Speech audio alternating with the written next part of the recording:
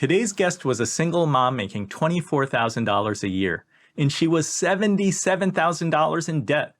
Whether you're just starting out on your financial journey or looking to take your finances to the next level, you won't want to miss this financial success story.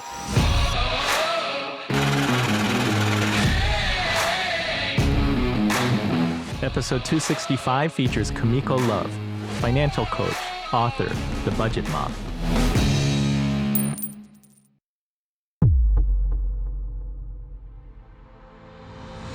Once you get over that hump of transition, it's smooth sailing. I mean, you got to set yourself a financial routine, 10 to 15 minutes every single day.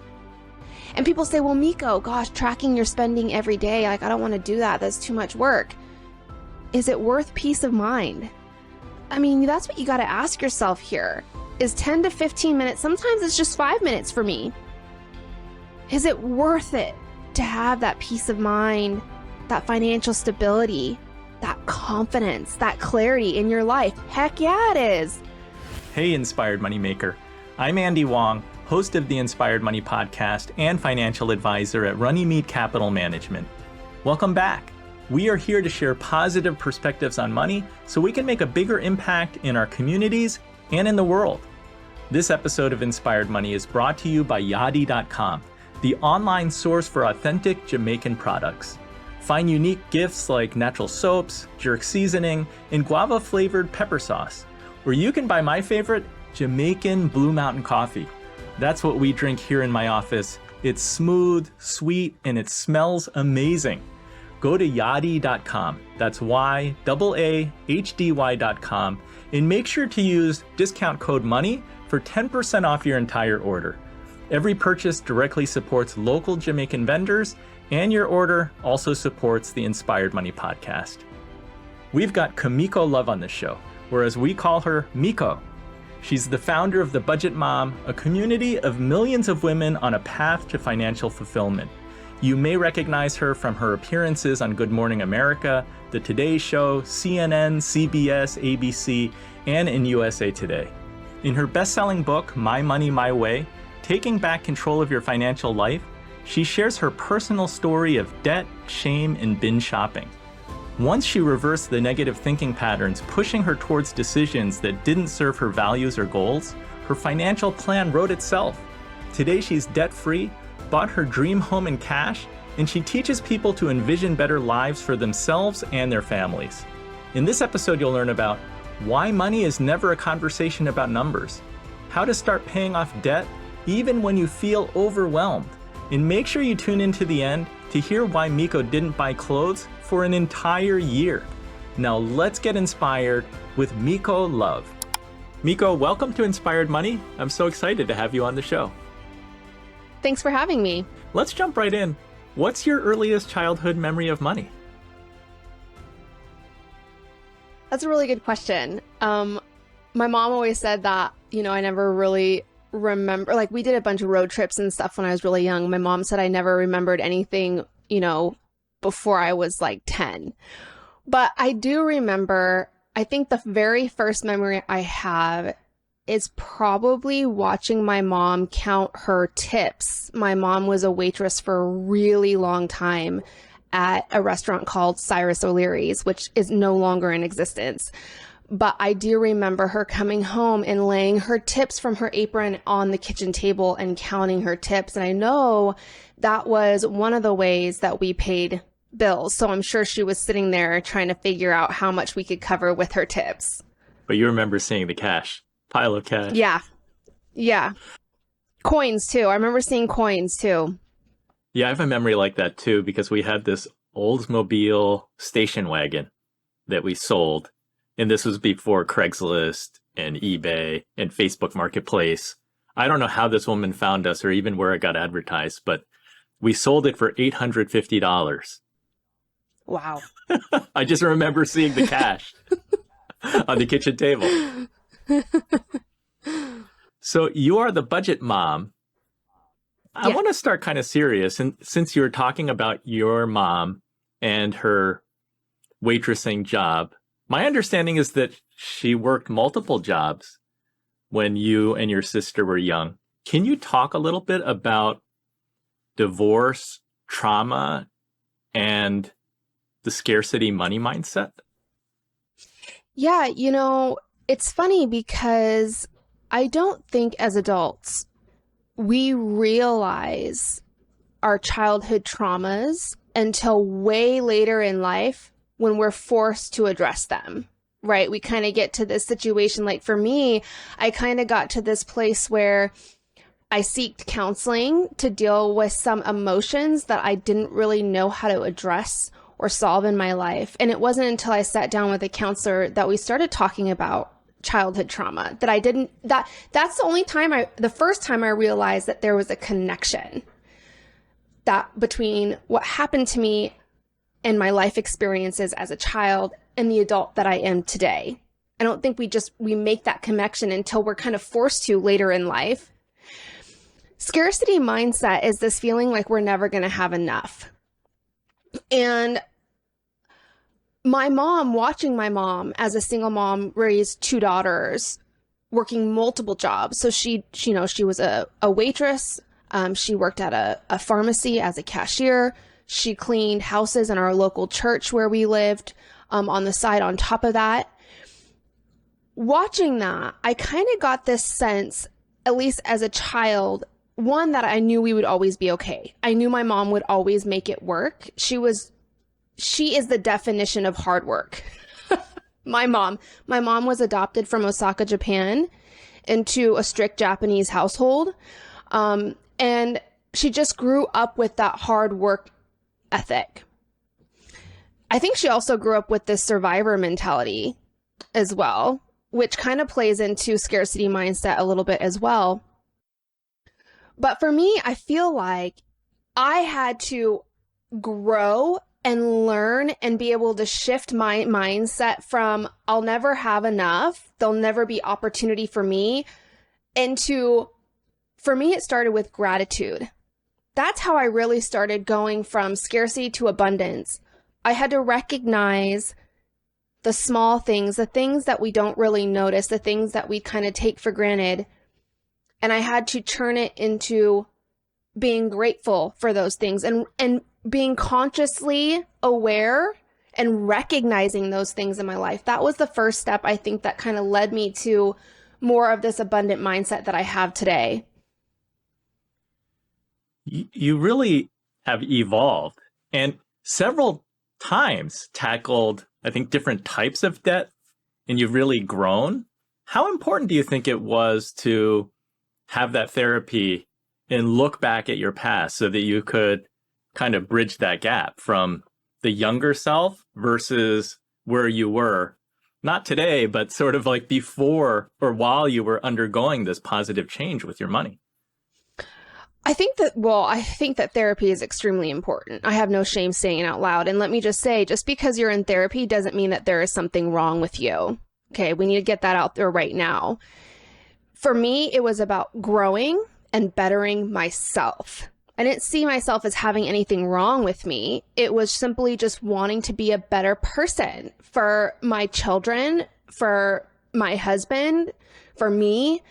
And so I didn't seek that counseling until, in fact, I didn't even seek it for finances. It was more for personal reasons, but until way, way towards the end of my journey, this shift that I went through from going from, my childhood traumas and who I am today was really recognition through the self-discovery process of working through my finances. Because let's be honest, a financial journey, everyone talks about finding financial freedom. Everyone talks about their end goals of paying off debt or buying their house or saving enough for a car. But what no one really talks about is that this has nothing to do with numbers. It really doesn't.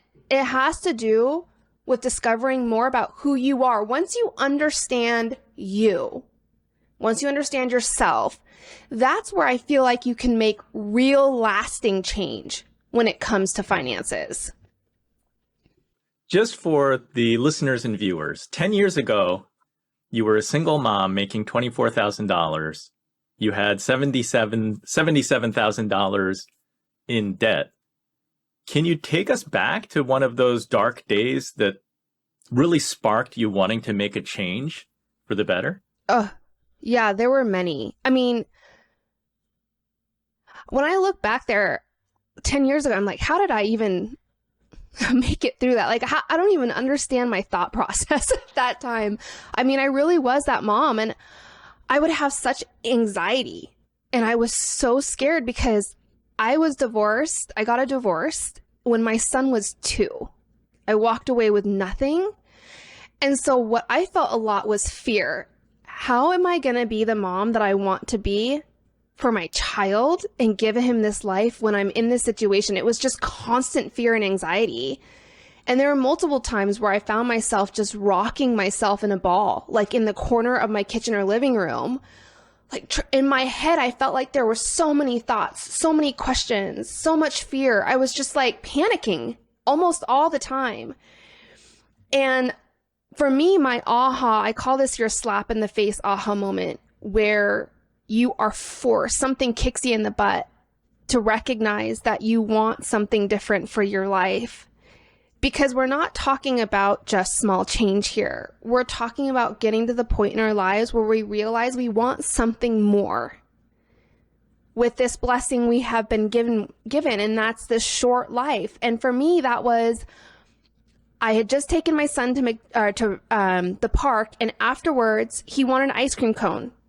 So we went through the drive-through, and I gave him my debit card, but then I hesitated, and then I pulled out my credit card and paid with that instead. And I did that because I didn't know if I had enough money in my checking account to pay for a $1.09 ice cream cone. That was my wake-up call, because when I was leaving that drive-through, I thought to myself, oh my gosh, I just financed an ice cream cone from McDonald's. And it was just a realization, like, this cannot be my life with my son. This cannot be my reality. And it was. And it just really shook me to my core. And I'm crying in the car. And it was an overwhelming experience. And so I had a lot of dark days. But I think for me, that was that moment where I realized I wanted change. $1.09. That's funny, not funny. And you mentioned it's not necessarily about the numbers. So for somebody who is there in that moment right now, if they have debt and they're using their credit card for the McDonald's ice cream, what is the question that they need to ask themselves? Is it, how do I pay down this debt? Or is it, what is my why? Like, what's the question that you begin with when you're in that moment, not knowing where to go? Oh, I get that 100%. Sometimes it's hard to even know what questions to ask. Sometimes in that moment, it's like you don't even know where to put your step. You don't even know where to start, right? I think that's what stops a lot of us from even taking the action of starting. We're so overwhelmed with what the heck do we do? I think one of the first things you have to ask yourself is this question: why do you want change in your life? There's a deep underlying reason, for instance, why listeners are here listening to this podcast, why people pick up my book, My Money, My Way, why people come to my Instagram and watch my videos. It's not just, you're not there just for entertainment. You're there because you have a longing for change. You have to ask yourself what that is and be honest about it. I mean, you may not like the answer, but you got to ask yourself and be truthful with yourself. Why do you want change? And I'll tell you what, when you start discovering that for yourself and really honing in on that, which is what I call your why, finding your purpose and your why, that's really going to give you the motivation to take the next step. And the next step you have to ask, and the next question is, why am I in this position that I'm in? Now, I'm not talking about blaming yourself. I'm not talking about, shame. I'm not talking about guilt here. I'm talking about just straight, clear clarity around what you have going on with your finances. This starts the research process. This starts the diving into the nitty-gritty. And sometimes what I tell people is, you don't even have to pull out your bank statements and start tracking your spending, or you don't have to start by sitting down and writing all these numbers down on a piece of paper. If that's overwhelming for you, that's okay. What you can do is start with today. What do you have going in your life today? What spending happened today?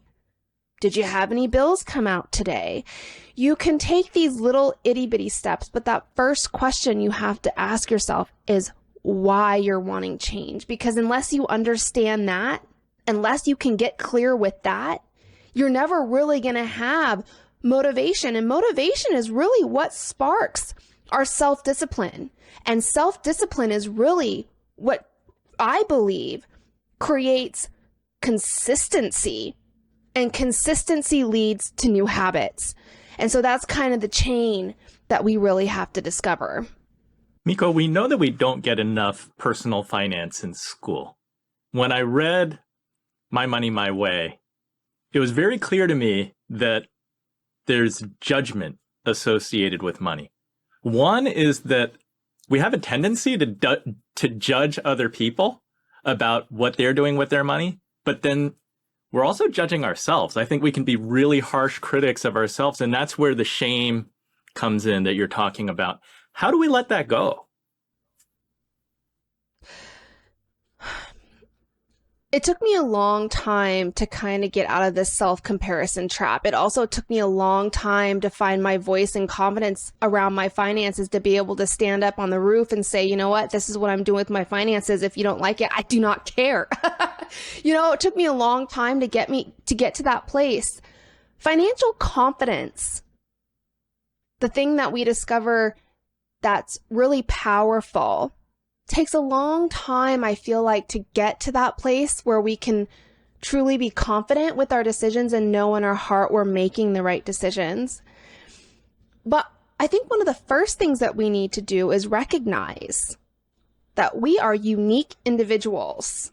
And that's a beautiful thing. Gosh, can you imagine how boring this world would be if we were all the same? If we all had the same spending, if we all budgeted the same way, if we were all tackling the same debt, like, what a boring world. The thing that makes this so beautiful is how unique you really are. And when I say that, I mean your goals, your values, your dreams, and what you're doing with your money and your finances should absolutely be a reflection of those unique things.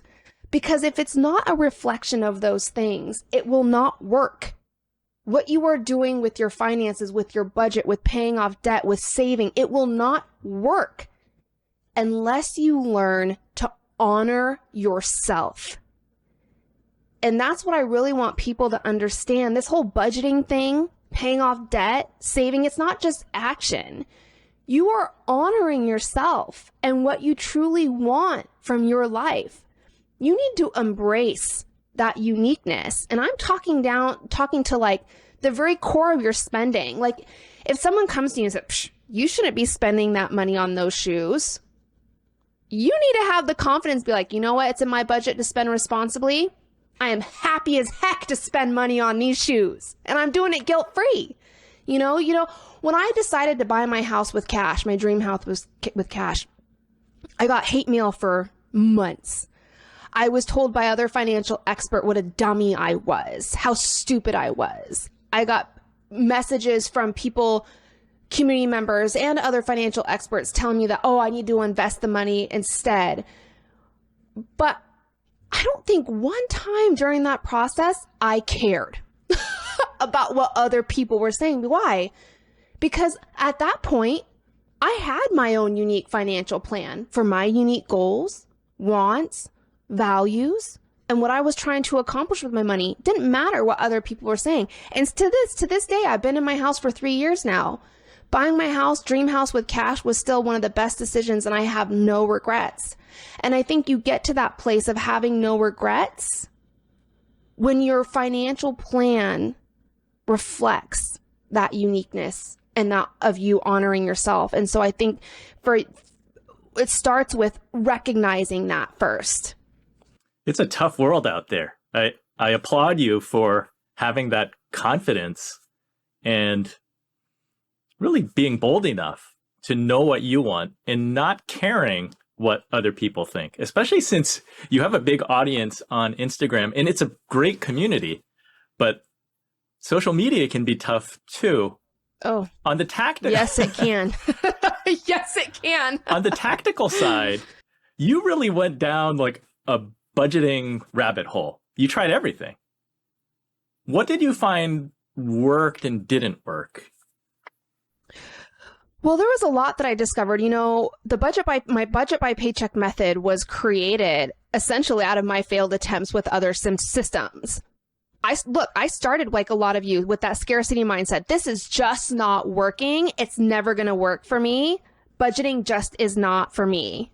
That was me because I tried percentage budgeting, the half payment method, all cash, once a month. I've tried everything. And I always kind of felt like I was still coming up short at the end of the month, right? We should feel, when we're in this process, we should not only be successful, but we should feel successful with our money. And what I mean by that, you could be hitting all of your goals, and deep down inside in your heart, you still may not feel like you're being successful. Why is that? It's because you are winning with goals that other people established for you.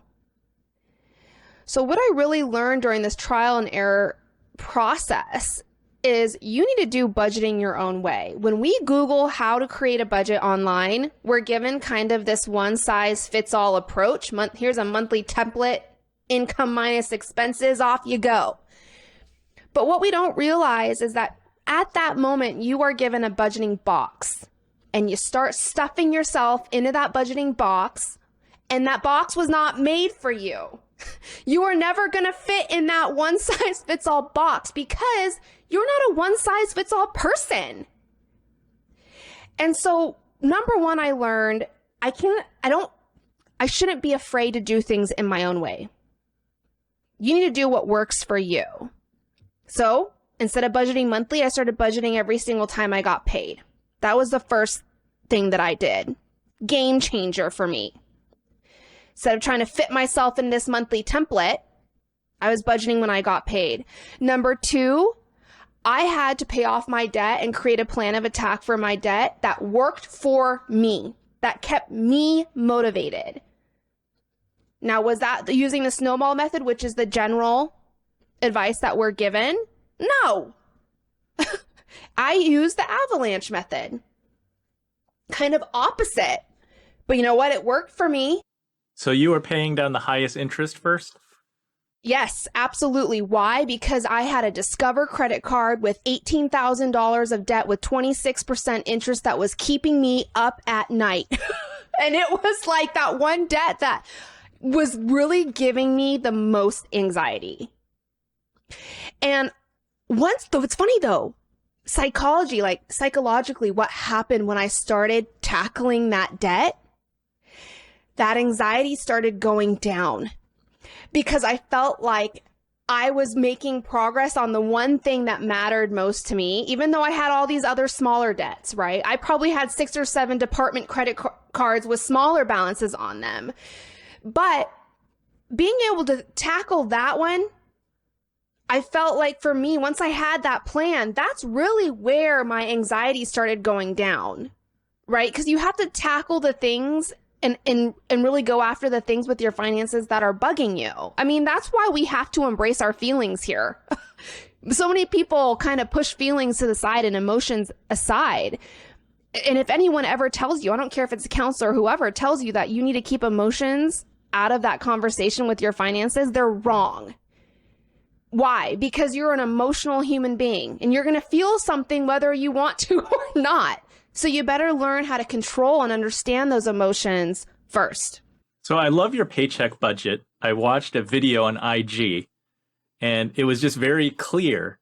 Can you talk us through, so when you had this Discover card debt and you start budgeting per paycheck, when you receive your paycheck, you're just writing down what income you have, and then you can allocate right away, like how much of that you're going to pay down to Discover, how much you're going to, talk us through that a little bit. Right. Yeah, so the budget by paycheck method, it's actually 7 steps, and it's not, Creating a budget is actually step 6 out of 7. You do it at the very end. Why? Because the hardest thing about budgeting isn't creating the budget. The hardest thing about budgeting is doing all the footwork that leads you to creating a budget. That means you have to understand your debt. You have to get clear around your financial goals. You need to understand where your dollars are going. All of these things lead up to creating a realistic budget. But when you get to that point, exactly, it's knowing when you're going to get paid. It's being able to write down your guaranteed income for that paycheck.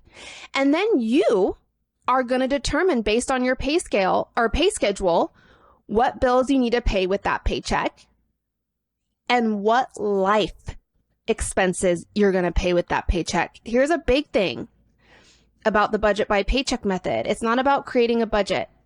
It's about creating a realistic budget. And there's a very, very big difference. We need to step away from the assumption that budgeting is about paying the bills. It's not.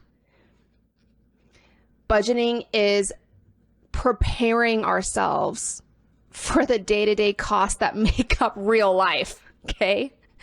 As a mom, I can't tell you, like, it's when your son comes up to you and says, Mom, I have a birthday party I forgot to tell you about. I got to do it tomorrow. I got to have a present. Oh, and can you make 24 cupcakes?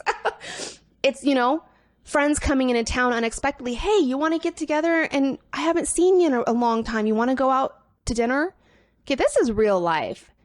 And so that's why part of my process is using a budget calendar and really planning out in advance what your life looks like. And then figuring out how you're going to put that into your budget and making the very personal trade-offs we all have to make. I think that's another really important thing to say. You may not realize it, but every day you're walking around, going on day to day, every single time you spend money, you're making a trade-off. We don't recognize it in the moment, but you are. You are deciding to spend your money then and now versus later on something else. That is a trade-off. And we have to recognize those trade-offs, because once we recognize them, we can control them. We can make that personal decision on what trade-offs we want to make to accomplish what we want with our money. And that's really important. So you were able to chip away at that $77,000 in debt. I think you paid it off in under a year, which is amazing. To set expectations, how much time were you spending on, quote unquote budgeting? Like on a paycheck budget, how much time are you spending on that? Is it a little each day? Is it once a month? What did it look like? So when I first started this process, I'm not going to lie, anytime you transition to a new method, anytime you transition to new management, new process, there's going to be more work up front. So I definitely, in the beginning, I'm not going to lie, I became obsessed with budgeting. I was on it all the time. It's all I thought about. I spent a lot of time in the beginning creating this system for myself, which I feel like is such a blessing to share with other people now, because I get to help them kind of skip that legwork, right? All those years of me obsessing and getting to a system that works, I get to share the end result with people. And I think that's a really beautiful blessing in my life to be able to do that.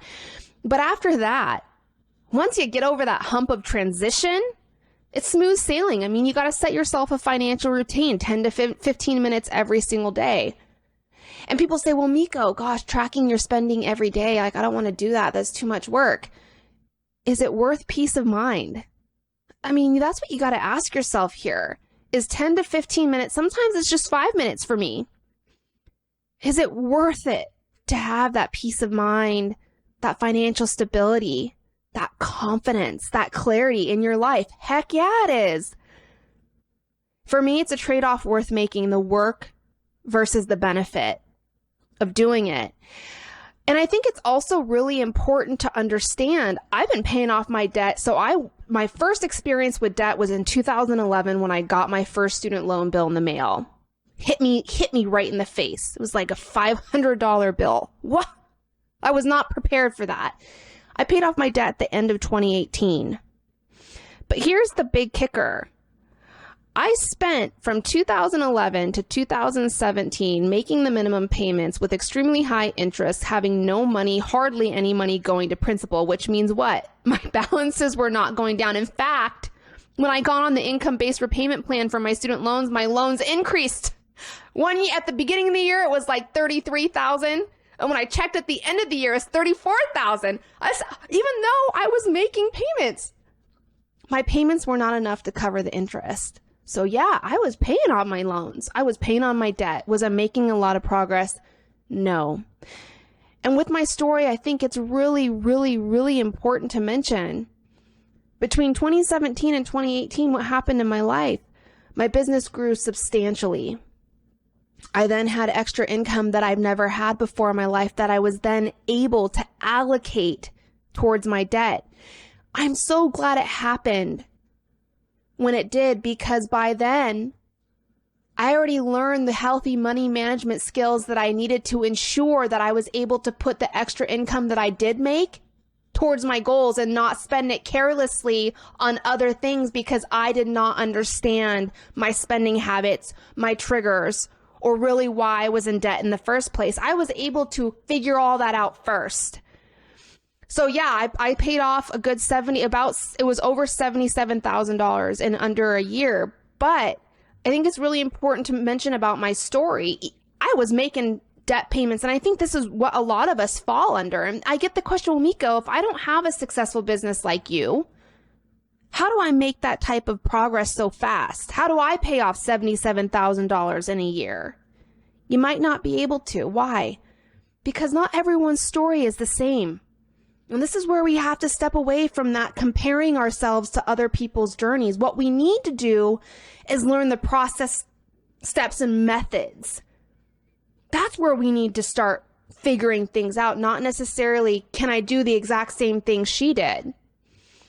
Right? We got to get right with our spending. We need to get rid of unnecessary spending.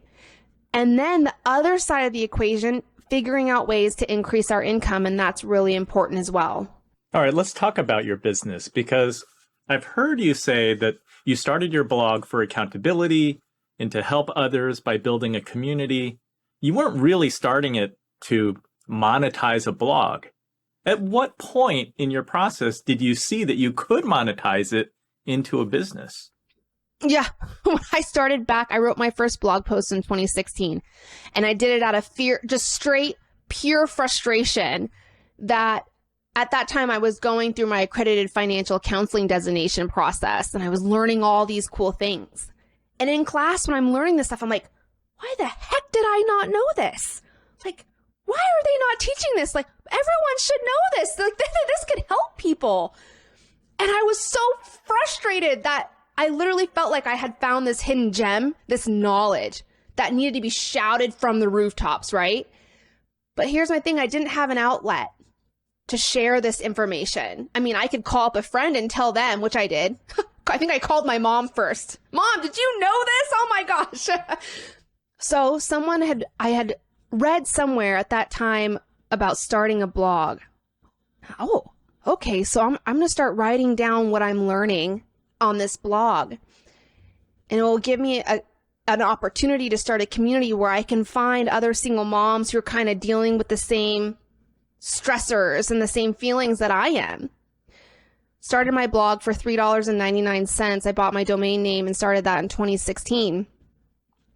And then opened up the wide world of social media, where I started kind of sharing the tools that I created for myself online in video. And more people started coming to me and saying, Miko, what are you using? What's that worksheet you're using? That could be really helpful in my life. And I think that was the first time I realized what I had created for myself could actually help other people. And so I think I started charging like $1. I figured out how to create a PDF and put it on my blog and sell it for $1.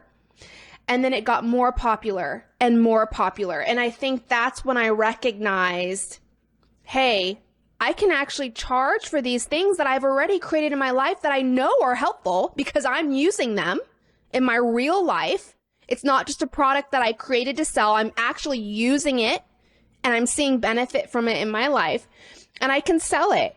And that's where it really started. And back then, when I first started the Budget Mom, I think my business, we made negative $5,000 the first year. we were in the negative for the first couple years because I had to throw my personal money into this. When I wanted to create a product, guess whose money I had to throw at creating it? Mine, my own money from my paycheck. And today it's a multi-million-dollar company, which I think is just absolutely incredible. And what a blessing it has been, this entire journey for my business, The Budget Mom, and this amazing community of hundreds of thousands of people from all over the world. It's just, you don't realize what's capable in the beginning. Sometimes it's really hard to see the big picture, but when it happens and it comes to fruition, it's just, to this day, I still don't have words for it. It's incredible to think about that you just threw up a PDF. They always say that first dollar is like the hardest and kind of opens up the floodgates because suddenly your mind is open to the idea. It's like, oh, wait, somebody wants this. Somebody will actually pay for this. Yes, exactly. And this is, throughout this process, I realized too, what you see as now, anyone who wants to start a business, anyone who's out there thinking about this, I'm going to tell you this now. What you see as having no value, someone else sees the world in it. Someone else will find it very valuable. So don't discount yourself immediately by thinking, this has no value. Because someone else out there might see the value in it. And we'll probably, to this day, I'm still so surprised on what people are willing to spend their money on. What I thought in my life it was no value, right? But someone else was willing to spend money on that. And that also really opened up my eyes. So how did that develop? What was the thought process for additional products or creating multiple streams of income? Mm-hmm. Well, to this day, what the products that I sell are only the products I use in my real life. To this day. If I don't use them in my real life, I don't sell them. Why? Because I don't know if they work or not. At least this way, if I'm using them in my real life, I know that there's benefit. There's a reason why I'm using them, right? As far as, for me, this idea of passive income, even though I've been doing it for many years, is still I feel like it's kind of new to me. We run our website based on the ads that are on our website. That's one of the ways that we make money with The Budget Mom, to keep my website up and running and to have the security it does and all the back end things. And then we have our physical products. Just a couple years ago, we were blessed enough to grow big enough to have our own warehouse. Now where we store our inventory are now 100% shipping from all of our physical products. We have our online products. And so I feel like I had to get to this transition. Every single day was a learning experience to me. Every day I felt like I was learning, oh, you can make money from ads on Facebook when you share a video? What? What? Who knew that? Or when we started our YouTube channel, I never thought that the ads running on our YouTube videos would ever be enough to sustain our YouTube channel. And now it does. Right? But did I know that when I shared a video on YouTube that I could make money from that? No. Every day was something I had to learn, something new every day. I felt like it was a progression. It was just discovering as I went. And to this day, I feel like as a business owner and a quote unquote influencer online, even in the world of e-commerce, I feel like I'm still learning. Everyone's like, oh, you're a master at this. And I'm like, I feel like I'm just a baby at this. I'm still learning. I'm still learning to be a business owner. I'm still learning to be an amazing boss. There's so many things that I feel like when you start a business, it's just continual learning. And there's never a full stop, end game, finish line. You're just constantly evolving and learning as you go. And that was really my journey. I love that you scratch your own itch, that you created solutions for yourself, and then you're able to sell that. Somebody gave me great advice, because oftentimes we're kind of stuck in our own head and we think that, oh, this isn't valuable to anybody. But the advice that I was given is that think of yourself like 2 years prior, you're giving that person the shortcut, someone who's just like 18 months, 24 months behind you. And if you can help them, they may be willing to spend $1, $5, $20 for whatever you've created. Yeah, I mean, look, we have to look at, I always say, people aren't buying your product. They're buying impact. They're buying value. What value and impact are you making in that person's life? That's what they're paying for, essentially. And so when I started creating these products in my own life, whether it be my workbook, my envelopes, my worksheets, whatever, well, those for me was impact and value.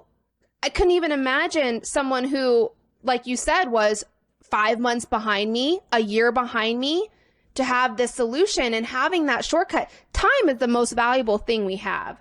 And if we can save someone's time, that's impact, that's value. So I feel like I'm very different in the fact that I sell only things that I use and created for myself. That's what makes me very different. But it's also why I started the Budget Mom. I wanted to not just show people how to use and what it looks like to use a realistic budget in someone's real life, but the day-to-day decisions, like the decisions we make mentally, the psychological and emotional triggers behind our spending decisions on a day-to-day basis.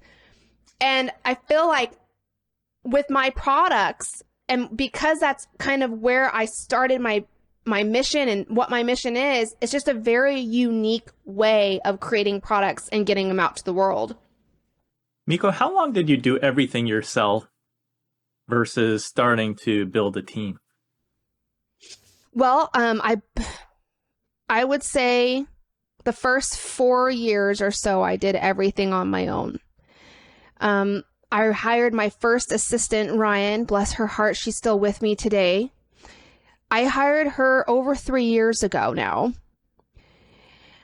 I think that, anytime you create a business, that business is your baby, and it's really hard to let go of control. It's really hard to kind of delegate. It was for me to let go of the rein and give up some of that control. But it was also one of the best decisions I made for me personally, because work-life balance is no joke. It's very hard. I have a 10-year-old little boy. I just got married in September. We have another little boy that's going to be due here in August. Congratulations. Thank you. And so, one of the best benefits about this process, starting my business, my financial journey, all of it, was it led me to understand what my true values are in this life. What really matters to me. And I get emotional when I talk about that, because I think it's a blessing when we are able to truly discover that for ourselves. Because I feel like some people go their entire lives searching for that and never find it. For me, I feel like because I spent so long on this discovery process for my finances, it trickles into everything else in your life. From the relationships you have, to the decisions that you make, to the things that you value. It just touches everything else. Who you are. It changes who you are to your core. If you're doing it right. If you're on the right financial journey, it should absolutely touch everything around you. And, before I valued things aesthetically. For me, it was about my appearance, how people perceived me, how people viewed me. Those are the things that I gravitated towards. Those are the things that I valued, versus today, where I'm able to truly value quality time with my family. And that's why I say time is the most valuable thing I truly believe in this life. To be able to have the freedom to have the time to spend with my family, that's what I value. And the people I care about, that's what I value today. And so it's just, I feel like when you start this journey, if you're here listening to this day and you're saying, gosh, Miko, I want change. I want to start paying off my debt. I want to start budgeting. I want to be able to have that financial freedom, that clarity, that peace of mind, that financial stability in my life. Please know that at the end of the day, it's not anything to do with making debt payments. It's not anything to do about the amount that you're saving. It has to do with slowly changing who you are and what you value. It's a process of self-discovery. And for me, it was, even though it was hard, changing a lot of truths in my life that I felt were like they were the only truths. That was just it. There was no alternative. And fighting that internal battle within myself was really hard, but it's worth it. This entire journey is absolutely worth it. Here's a quote from your book. You wrote, "Money anxiety is not about the money." And I don't want to gloss over it and make light of it. You spent 4 years like improving yourself or studying yourself. What did that look like? Because you just mentioned that you were spending a lot of money on your appearance. But how did you come to realize and really like self-reflect and come to a realization that, oh, this is a problem that's connected to my spending, and now I'm free? Yeah. One of the hardest things that I ever had to do was admit out loud that the reason I spend the money that I do is because I don't like the way that I look. Took me 3 years to say that out loud and admit that to myself. It also took me a long time to finally say, when I look in the mirror, I don't feel comfortable with the person who's looking back at me. I did not feel comfortable in my own skin. And that came from a lot of things. Childhood traumas, one of the things. Never fully feeling like I fit in. And when I started tracking my spending, one of the first things I realized was how much money I was spending on beauty type purchases. So I'm talking about nail appointments, tanning, waxing, hair appointments, clothing. I mean, I was spending upwards of over $800 a month on just those types of purchases. And when I realized that, okay, slap in the face moment, and all of you will have that when you start tracking your spending. I think there's one category where it's like slap in the face of reality, right? And I started asking myself, like, why? Why am I spending $80 every 2 weeks to go get my nails done? Or why do I feel like I have to go tanning every other day? Like, you have to start being an investigator in your life. And it wasn't until, I started doing the investigative work within myself, like asking myself, well, why do I feel this way? Why do I not feel comfortable in my own skin? Why do I not like the way that I look? Now, when I say that, I like the way I look just fine with all my beauty treatments. But when you stripped away all the makeup, you stripped away the tanning, the hair appointments, the lash appointments, the waxing and all that, and I was forced to look in the mirror just the way God made me, in the purest form. Why did I not like the person in the mirror? There were many things that I discovered that I learned about myself. One of them was how I felt about myself as a mom. Okay, that played into it as well. But also my perceptions of what perfection was supposed to be like. And this is why, I could just go on a rant about this. I feel like this is what's wrong with social media. We get this unrealistic perception of what we think perfection is. Everyone's pretty pictures, snapshots second in time of someone who's all dolled up and ready to go. Not when they just wake up before they brush their teeth or brush their hair, right? Not reality. And so this is what I saw, though. And I talk about in my book, one of the things I talk about is Working Girl and Melanie Griffith in that movie, watching her kind of transform from this ugly duckling into this boss babe. I saw that movie and I'm like, that's who I want to be. So right then and there, I had kind of established what I felt I should look like and be like. And I had to do some really hard things to address those spending issues, those internal issues, that self-confidence issue. Number one, I stopped all my beauty treatments. I forced myself to live in the body that God gave me, period. I stopped wearing makeup.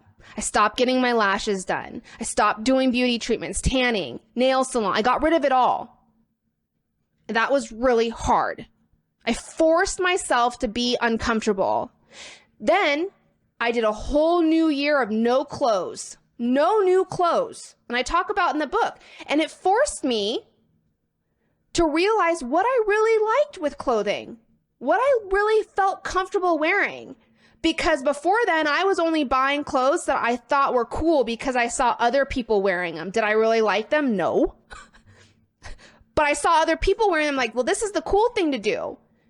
And a lot of people will be like, wow, Miko, that's kind of really, like, that's childish. But you know what? It's my truth. It's part of my story. And I had to address it and had to be honest about it. But I also had to make myself very, very uncomfortable. I also had to put myself in situations that were very hard, like not buying any new clothes for a year. All these things forced me to change and to look at things differently. Every single day I'd get up, no makeup, no nothing. This is what I did. I stood in the mirror and looked at myself and I said, you are beautiful just the way God made you. Every day I was telling myself affirmations. Every day I was telling myself positive. If I felt or I caught myself thinking something negative, I would sometimes I'd write it down in a notebook and I'd scratch it out and I'd turn it into something positive. And I would start telling myself that every single day. It was a lot of mind work. It's a lot of working on my mindset. A lot about recognition, self-discovery, honesty, brutal honesty, putting yourself in really uncomfortable situations. But for me, financial confidence and self-confidence, they're different things, but they also go hand in hand. It's really hard to have financial confidence when you don't like yourself. And this is part of that self-discovery type of journey. Not just understanding yourself, but getting you to a place where you can get over that guilt, get over that shame, get over the past mistakes, and start loving yourself again. And so I think everyone on this journey also needs to be working on that because it was a huge part of mine. I applaud you again for being transparent and sharing the truth of your story.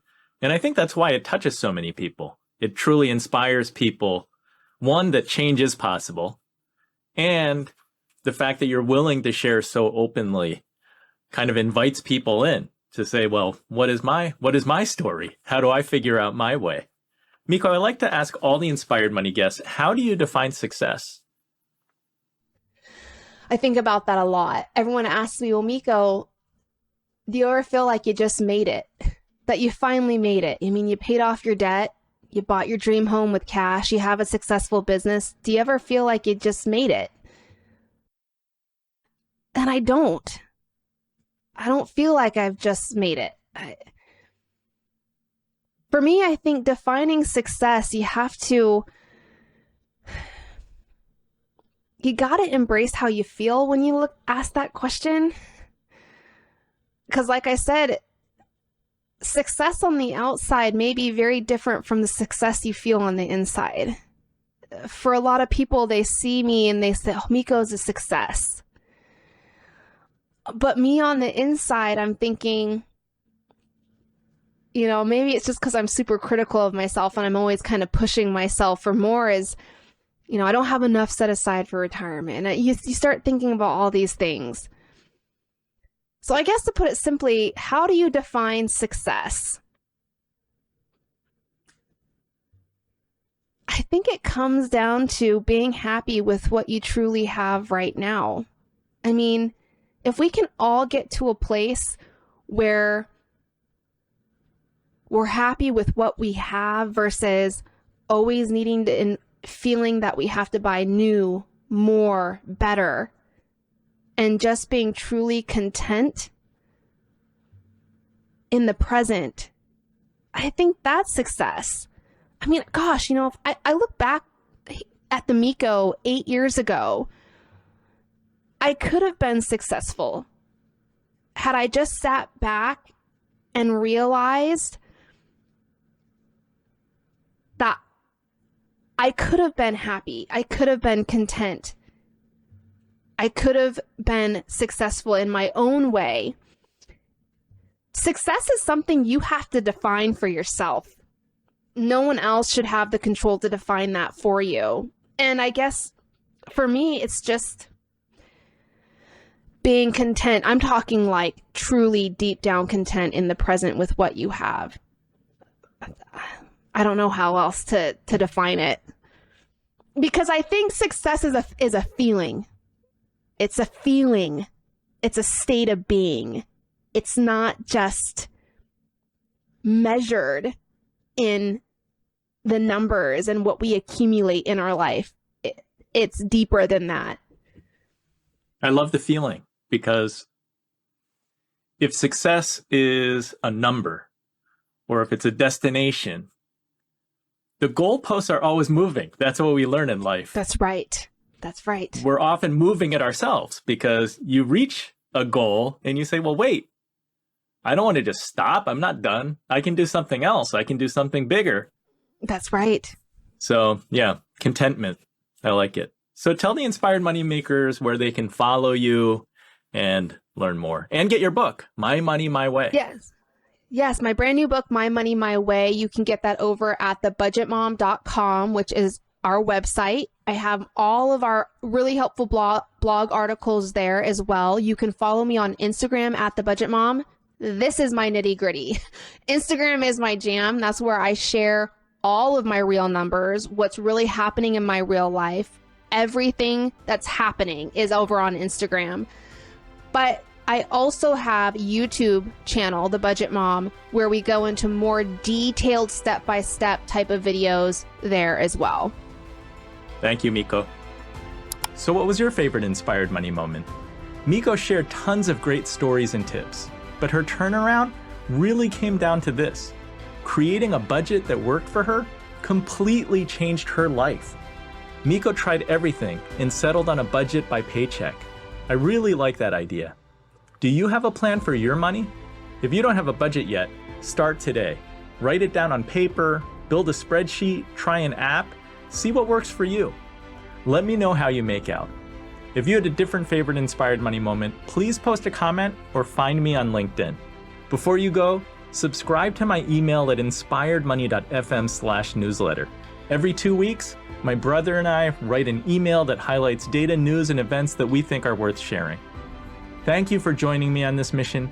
Have an inspired week and do something that scares you, because that's where the magic happens.